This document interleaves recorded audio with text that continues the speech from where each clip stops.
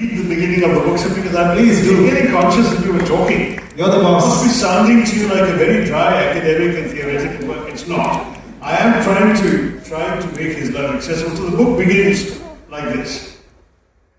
Where does one begin? For a change, not at the beginning or at the end, but in the middle.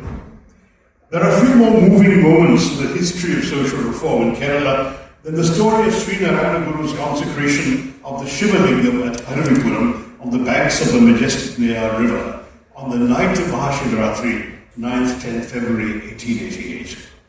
The 33-year-old sage and his followers had created a rudimentary temple by the riverside. However, the temple dedicated to Lord Shiva lacked an idol to worship because local Brahmins had refused to install one. This was because Sri Narayana Guru and his disciples were Ujjawas, a community then considered, owing to the odious dictates of a rigidly hierarchical caste system, polluting and therefore untouchable.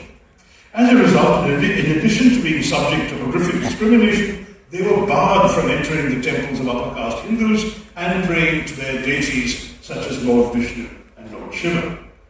That February evening at dusk, the Guru and his followers lit little lamps made of seashells around their makeshift sanctum. By their flickering flames, people gathered to pray as a local musician performed devotional tunes. The place filled up. The devout villagers sensed that this was no ordinary night. Something special was going to happen.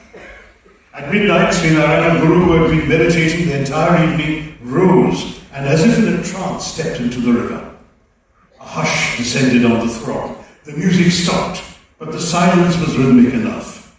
He stood for a while in the middle of the river, the swirling waters flowing around him, his face the picture of serenity.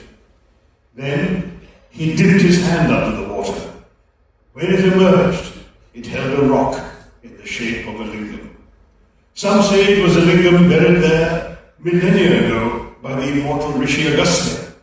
Others aver that it was just a rock, surreptitiously unearthed by Sri Narayana Guru, that providentially had the right shape. But to his disciples, a Shiva lingam it was that they saw in their Guru's hand. Walking to the improvised temple, Sri Narayana Guru stood silently under the canopy for at least 3 hours, wrapped in meditative prayer, the rock lingam in his hand, tears flowing down his face. While he stood in that posture, the entire crowd rent the midnight air with continuous cries of Om Namah Shivaya, Om Namah Shivaya.